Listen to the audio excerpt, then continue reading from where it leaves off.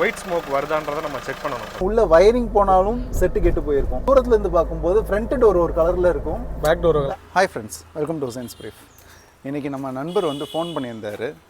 அவருக்கு வந்து ஒரு டவுட் கேட்டார். ஸோ நான் என்ன நினச்சேன், அந்த டவுட்டே ஏன் ஒரு கண்டென்ட்டை போட்டுறக்கூடாது அப்படின்ற மாதிரி பிளான் பண்ணேன். ஸோ அந்த டவுட் அவரே கேட்கட்டும், நீங்களே கேளுங்க உங்கள் டவுட் என்ன அப்படின்ட்டு. ஆக்சுவலாக பை 2024லேயும் இந்த வெஹிக்கிள் எடுக்கலாம் அப்படின்னு சொல்லியிருந்தீங்க. ஸோ அதை பற்றின டிப்ஸ் அண்ட் ட்ரிக்ஸ் கொடுத்தீங்கன்னா எனக்கு எடுக்கிறதுக்கு கொஞ்சம் யூஸ்ஃபுல்லாக இருக்கும். யூஸ்டு கார் ஓகேவா? இது யூஸ்டு கார் எப்படி பார்த்து எடுப்பீங்க அப்படின்னு கேட்டிங்கனாலே நிறைய பேர் என்ன சொல்லுவாங்க அப்படின்னா, ஃபஸ்ட்டு வந்து சலான் இருக்கான்னு செக் பண்ணிடுங்கன்னுவாங்க. அது போக கேசஸ் இருக்கா அப்படின்னு பார்க்க சொல்லுவாங்க. அப்புறம் அதே மாதிரி இந்த டோரை திறந்து வாங்கலாம். இப்போ இந்த டோரை பாருங்களேன், இந்த டோரை திறந்து ரெஸ்ட் இருக்கான்னு பார்க்கணும். ஆமாம், வண்டி சுற்றி ரெஸ்ட் இருக்கான்னு பார்க்க சொல்லுவாங்க. அதே மாதிரி இந்த ஸ்பாட் வெல்டெல்லாம் கரெக்டாக இருக்கான்ட்டு பார்க்க சொல்லுவாங்க. இதெல்லாம் வந்து கரெக்டாக இருக்கணும் அப்படின்னு சொல்லுவாங்க.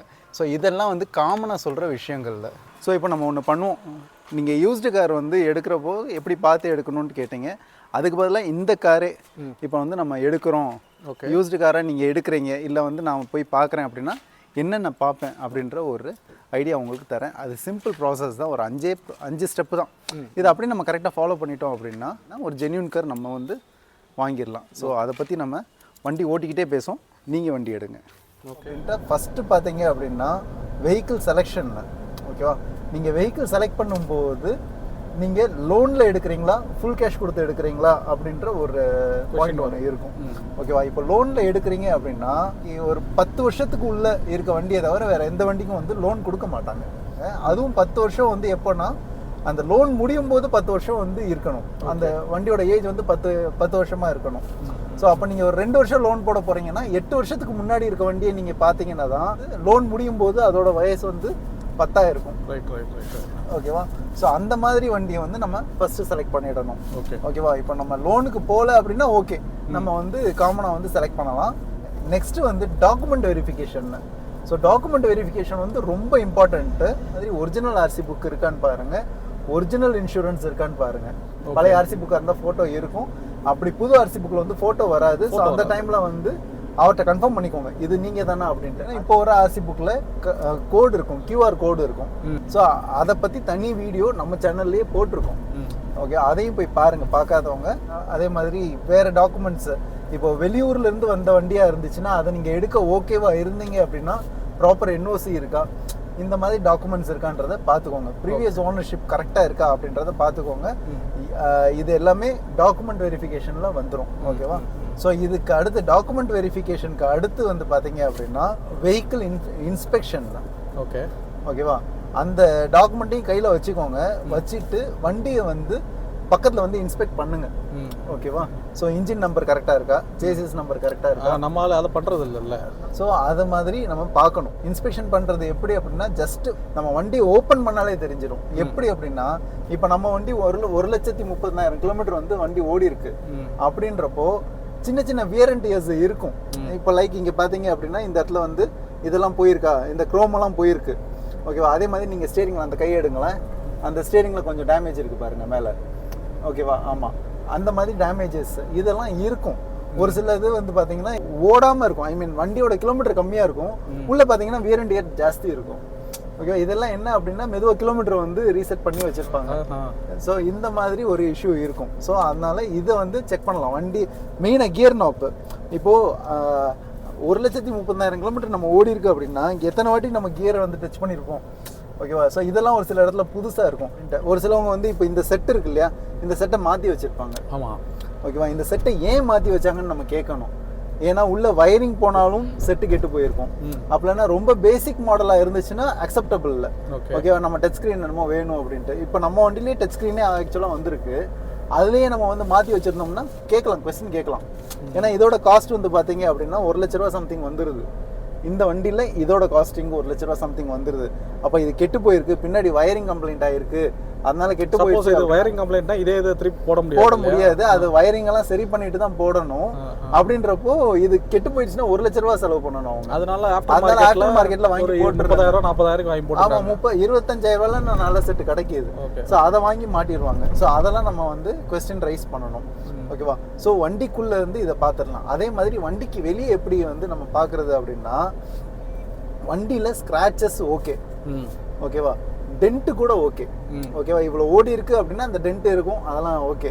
அது நம்ம சைட்லேருந்து பார்க்கும்போது ஓகேவா அலை அலையாக தெரியும், ஓகேவா? ஸோ அலை அலையாக தெரியாமல் நார்மலாக இருந்துச்சுனாலே வண்டி வந்து நல்லா இருக்குது ஓரளவுக்கு. பாடி வந்து ஓகே, பட் இந்த ஸ்க்ராச்சஸ் வந்து ஓகே தான். வண்டி ரோட்டில் ஓடுது, வெயிலில் நிற்கிது அப்படின்றப்போ அந்த ஸ்க்ராச்சஸ் வந்து ஓகே தான், ஓகேவா? ஸோ அதை வச்சு நம்ம வந்து வண்டியோட குவாலிட்டி வந்து நம்ம பார்க்கலாம்.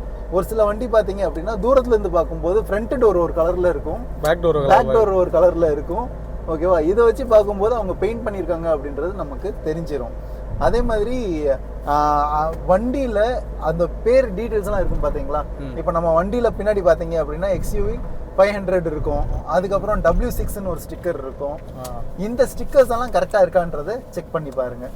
ஏன்னா வண்டி வந்து பெயிண்ட் அடிச்சிருக்காங்க அப்படின்னா கழட்டிடுவாங்க, கழட்டிட்டு அது ஒட்டுறதுக்கெல்லாம் மறந்துடுவாங்க. ஸோ இதெல்லாம் இருக்கான்றதை பார்த்துக்கலாம். அதே மாதிரி இன்ஜின் பே ஓப்பன் பண்ணிங்கன்னா இன்கேஸ் முன்னாடி அடிப்பட்ட வண்டி, என்னமாச்சும் ஒரு சின்ன பிரச்சனை உள்ள வண்டினா இன்ஜின் பேக்குள்ளெல்லாம் பார்த்தீங்க அப்படின்னா எங்கேயாச்சும் வந்து ஒரு இடத்துல வந்து ஸ்ப்ரே பெயிண்ட் வந்து தெரிஞ்சிடும். ஸோ இதை வச்சும் நம்ம கண்டுபிடிச்சிடலாம். ஸோ இந்த மாதிரி ஒரு வண்டியை வந்து இன்ஸ்பெக்ட் பண்ணிடலாம்.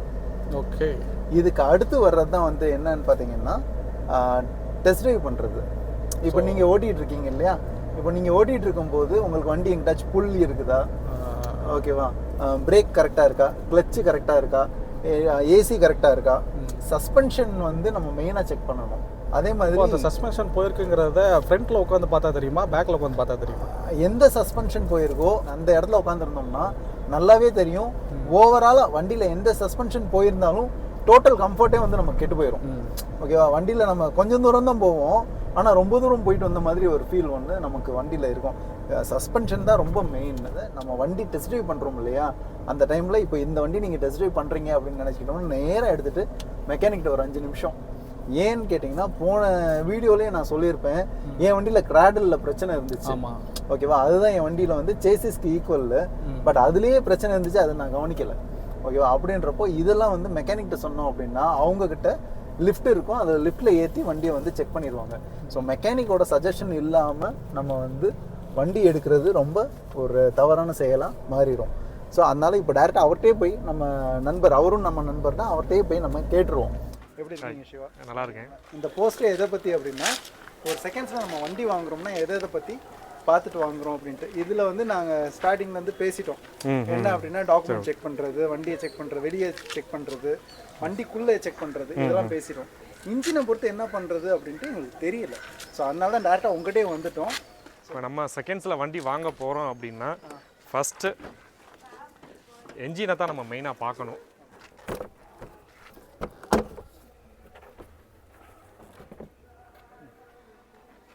ஃபஸ்ட் நம்ம வண்டி செகண்ட்ஸில் எடுக்க போகிறோம், அது எந்த வண்டியாக இருந்தாலுமே என்னென்னா ஃபஸ்ட்டு என்ஜினோட பீட்டு எல்லாமே நம்ம வந்து கம்ப்ளீட்டாக செக் பண்ணணும். ஜஸ்ட் அதை வண்டியை ஸ்டார்ட் பண்ணி விட்டு ஓட விடுவோம்.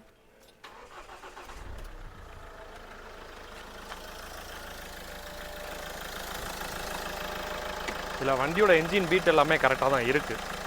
அதுக்கு நெக்ஸ்ட் என்ன பார்க்கணும் அப்படின்னா, வண்டியை ஜஸ்ட் ஒரு ஐடியலாவோ இல்லை ஒரு ஜஸ்ட் ஒரு 1/4 மணி நேரம் ஒரு 20-30 கிலோமீட்டர் வந்து ஒரு டெஸ்ட் ட்ரைவ் பண்ணணும். பண்ணிவிட்டு இந்த ஆயில் டிப்ஸ்டிக் இருக்கு இல்லையா, இதிலேருந்து எதுவும் ஒயிட் ஸ்மோக் வருதான்றதை நம்ம செக் பண்ணணும். இதில் வரல. அடுத்தபடியாக ஆயில் ஃபில்லர் கேப் இது வழியாக இதையும் வந்து நம்ம ஓப்பன் பண்ணி பார்க்கணும். இப்போ நம்ம வந்து அந்த டைமில் வந்து நம்ம 20-30 கிலோமீட்டர் ஓட்ட அலோவ் பண்ணுவாங்களா? கேட்கணும், பெர்மிஷன் கேட்டு தான் பார்க்கணும். இல்லை அப்படின்னா ஐடியில் ஓட விடணும். ஐடியில் ஓடுறதுனா எவ்வளோ நேரம் வரைக்கும் ஓடணும்? ஒரு 1/4 மணி நேரம் இல்லை 1/2 மணி நேரம் கூட ஆகலாம். ஏன்னா ஆயில் வந்து ஹீட் ஆனால் தான் தெரியும் அந்த ஸ்மோக் வர்றது. ஆமாம், இதில் பார்த்தீங்கன்னா ஸ்மோக் எதுவுமே இல்லை. இது இந்த இதில் இருந்து வர நார்மல் ஸ்மோக் வந்து இது நார்மல் தான், மைல்டாக வர்றது. மைல்டாக தெரியுது இல்லையா, இது வந்து நார்மல் தான். இதை விட என்னென்னா என்ஜின் ப்ராப்ளம் இருக்குது, ரிங்ஸ்லாம் வீக் ஆகிருச்சு அப்படின்னா உங்களுக்கு வந்து ஒயிட் ஸ்மோக் வந்து நிறையா வரும். அது இருக்குது. அது வந்து என்னென்னா இந்த ஆயில் ஃபில்லர் இது வந்து இந்த முன்னாடி பகுதியில் இருந்துச்சு ஸ்ட்ரைட்டாக அப்படின்னா உங்களுக்கு நிறையவே தெரிக்கும். இது சைடில் எக்ஸ்டெண்ட் ஆகி இங்கிட்டு தான் இருக்குது, அந்த அளவுக்கு இதுலேருந்து வராது. இது பார்த்துட்டோம். இன்னொன்று நெக்ஸ்ட்டு வண்டியை லைட்டாக அக்ஸலரேட் பண்ணி டர்போவோட நாய்ஸ் இதெல்லாம் செக் பண்ணி பார்க்கணும். இப்போ என்ஜினை பொறுத்தவரையிலுமே வந்து இதில் மேஜர் ஒர்க் எதுவுமே பார்க்கல. ஆயில் லீக்கேஜோ இல்லை பேஸ்ட் போட்டு அன்னியவனாக பேக்கிங் பண்ணது, இந்த டைமிங் கவரு, இந்த லீக்கேஜ்லாம் பார்த்தீங்கன்னா அந்தளவுக்கு எதுவுமே இல்லை ஃப்ரண்ட்டில். இந்த சைட்லலாம் பார்த்தீங்கன்னா ஹெட் சம்மந்தமாக எதுவும் ஒரு வேலையுமே பார்க்கல. ஓகே. நல்லா பளிச்சுன்னு நல்லா நீட்டாக தான் இருக்குது. ஓகே. வெறும் டஸ்ட்டு மட்டும் தான் இருக்குது. ஓகே. மேஜராக எதுவும் ஒர்க் பார்க்கல இதில். இது யூஸ்வலாக நார்மலாக நம்மளாவே செக் பண்ணுறது. இன்னும் டீப்பாக பார்க்கணுன்னா அண்டர் சேஸில் போய் செக் பண்ணி பார்க்கலாம். பின்னாடி கிராங்கில் எதுவும் ஆயில் லீக்கேஜ் ரொம்ப இருக்கா, கியர் பாக்ஸ் சைடு எதுவும் பார்த்துருக்காங்களான்றது என்னென்னா கீழே நம்ம அண்டர் சேஸ்லேயும் போய் செக் பண்ணிக்கிறலாம். சப்போஸ் அவங்க டீலரில் பார்த்துருந்தாங்கன்னா சர்வீஸ் ஹிஸ்ட்ரி கூட கேட்டு வாங்கிக்கிறலாம். டெஸ்ட் ட்ரைவ் பண்ணும்போது மேஜராக பார்க்க வேண்டியது சஸ்பென்ஷன் கம்ப்ளைண்ட் இருக்கான்றதை பார்க்கணும். வண்டி புல்லிங் போகுதா, இல்லை வேறு எதுவும் பிரேக்கிங் கம்ப்ளைண்ட் இருக்கா, அந்த மாதிரி நம்ம செக் பண்ணிக்கலாம். அது டெஸ்ட் ட்ரைவில் தான் நம்ம பார்க்க முடியும். வாங்க டெஸ்ட் ட்ரைவ் பண்ணி பார்ப்போம். சேஃப்டி ஃபர்ஸ்ட், அதனால் நாங்கள் சீட் பெல்ட் போட்டுக்கிறோம். இப்போ நம்ம மேஜராக பார்க்க வேண்டிய இது வந்து என்னென்னா சஸ்பென்ஷனில் எது ப்ராப்ளமாக இருக்கான்னு சொல்லி சோல்டிங்கான ரோட்டில் நம்ம செக் பண்ணி பார்க்க போகிறோம். கிளட்ச் இந்த மாதிரி விஷயங்கள் வந்து நம்ம 4-வே இந்த மாதிரி இதில் வந்து ஒரே ஸ்ட்ரைட் ரோட்டில் பார்த்துக்கலாம். கிளட்ச் வந்து 4-வேல என்ன செக் பண்ணுவீங்க? அதாவது புல்லிங் ஏறுதா? புல்லிங் ஏறுதான்றது பார்ப்போம். ஃப்ரண்ட்டில் எல்லாமே வந்து ஓகே சார், சஸ்பென்ஷன் நல்லா தான் இருக்குது. ரியரில் மட்டும் நீங்கள் சொன்ன மாதிரி ஒரு ராட்லிங் நாய்ஸ் மட்டும் இருக்கும். அது என்னென்னா புஸ்கெட் எல்லாமே வீக் ஆயிடுச்சு நம்ம வண்டியில். அதெல்லாம் வந்து நம்ம லிங்க் எல்லாமே கழட்டி கொண்டு போய் லேத்தில் இறுக்கி கொண்டு வந்து தான் வந்து நம்ம மாட்டுற மாதிரி இருக்கும் சார். இப்போ நம்ம ஃபைனலாக எல்லாமே நம்ம வண்டியில் செக் பண்ணியாச்சு. என்ஜினை பொறுத்தவரையிலும் எல்லாமே பக்காவாக இருக்குது. இந்த வண்டியை பொறுத்த வரைக்கும் நம்ம பேசுகிறோம். பட் நார்மலாக வந்து நம்ம செக் பண்ணும்போது இந்த மாதிரி செக் பண்ணணும். எல்லா வண்டியிலுமே கண்டிப்பாக இது எல்லாமே பேசிக் தான் சார். இது பார்க்குறது எல்லாமே என்னென்னா நம்ம மெக்கானிக் தான் தேவைன்னு கிடையாது. கஸ்டமர்ஸ் அவங்களாவே இதை வந்து செக் பண்ணிக்கிறலாம். தெரிஞ்சிடும் ஒரு 90% வந்து என்னென்னா அவங்களாவே இதை வந்து நம்ம பார்த்துக்கலாம். இதெல்லாம் பேசிக்கான விஷயங்கள் தான். கண்டிப்பாக அவங்களே செக் பண்ணிக்கலாம். Thank you sir. இது எல்லாம் முடிஞ்சதுக்கு அப்புறம் தான் வந்து என்னன்னா இதுக்கு நெகோசியேஷன் ஸ்டார்ட் பண்ணலாம். ஓகேவா? நெகோசியேஷன் அப்படின்றது பார்த்தீங்க அப்படின்னா ஓனர்ஷிப்பை பொறுத்து நெகோஷியேட் பண்ணலாம், வண்டியோட மாடலை பொறுத்து நெகோஷியேட் பண்ணலாம். ஓகேவா? இப்போ நம்ம டயர் எல்லாம் வந்து பார்த்தோன்னே செக் பண்ணியிருந்திருப்போம். ஓகேவா? அந்த டயரோட கண்டிஷனை பொறுத்து நெகோஷியேட் பண்ணலாம். அது தவிர நீங்கள் வண்டி டெஸ்ட் ட்ரைவ் பண்ணும்போது நீங்கள் என்னமாச்சும் ஒரு ஃபீல் பண்ணியிருந்திருப்பீங்க இல்லையா லைட்டாக, ஸோ அதை பொறுத்து நம்ம நெகோஷியேட் பண்ணலாம். ஸோ இதுதான் வந்து வண்டி செலக்ட் பண்ணுறதுக்கான ப்ராசஸ். நீங்கள் உங்களோட டவுட் வந்து கிளியர் ஆச்சு யாராச்சும்? கண்டிப்பாக பை. ஏன்னா நிறைய விஷயங்கள் எனக்கு புதுசாக இருந்துச்சு. எப்படி எடுக்கணுங்கிறதுக்கும் எனக்கு கொஞ்சம் ஹெசிடேட்டாக தான் இருந்துச்சு. என்னோட பாயிண்ட் ஆஃப் வியூவில் நான் ஃபஸ்ட்டு என்ன பார்ப்பேன் அப்படின்னா கார் நல்லா இருக்கா, உள்ள இன்டீரியர் நல்லா இருக்கா, கிலோமீட்டர்ஸ் கம்மியாக ஓடி இருக்கா. ஸோ இதுதான் நான் மேஜராக செக் பண்ணுறேன். அதுக்கப்புறம் தான் இன்ஜின்லாம். முதல்ல கார் தான் நம்ம அவுட்லுக் எப்படி இருக்குது, இன்டீரியர் எப்படி இருக்குது, இப்படி தான் நான் முதல்ல செக் பண்ணுவேன். ஸோ நீங்கள் சொன்னபடி பார்த்தோம் அப்படின்னா ரொம்பவே யூஸ்ஃபுல்லாக இருக்குது. மெக்கானிக் ரீதியாகவும் சரி, ஐ மீன் டெக்னிக்கலாகவும் சரி, புக்கு ரீதியாகவும் சரி. ஏன்னா இப்போ நம்ம நீங்கள் சொன்ன மாதிரி போய் வண்டியை பார்த்துட்டோம்னு வைங்களேன், ஏதோ ஒரு பாயிண்ட்ல வந்து வண்டி பிடிச்சி போயிடும். ஸோ ஒரு சில வேலைகள் தானே, இந்த வேலைகள் நம்ம வந்து அட்ஜஸ்ட் பண்ணிக்கலாம் அப்படின்ற மாதிரி நம்ம வந்து மைண்ட் செட் ஆகிடும். அப்போ என்ன ஆகும் அப்படின்னா அந்த மூமெண்ட்டில் வந்து நம்ம ஓகேன்னு சொல்லி எடுத்துடுவோம் வண்டி. அதுக்கப்புறம் நம்ம வந்து வண்டி ஓட்டும் போதெல்லாம் அதை யோசிக்கிற மாதிரி இருக்கும். கண்டிப்பாக. ஸோ அதுக்கு பதிலாக வந்து நம்ம இதெல்லாம் இந்த ப்ராசஸ் வழியாக வரும்போது நம்ம ஆல்ரெடி சொன்ன மாதிரி ஒரு ஜென்யூனான வண்டி நமக்கு கிடைக்கிறதுக்கான வாய்ப்புகள் அதிகமாக இருக்குது. சரியா? ஸோ ஹோப் இந்த போஸ்ட் உங்களுக்கும் மற்றும் பார்க்குறவங்க எல்லாருக்கும் யூஸ்ஃபுல்லாக இருக்கும்னு நம்புகிறேன். தேங்க்ஸ் ஃபார் வாட்சிங். Have a great day. Thank you.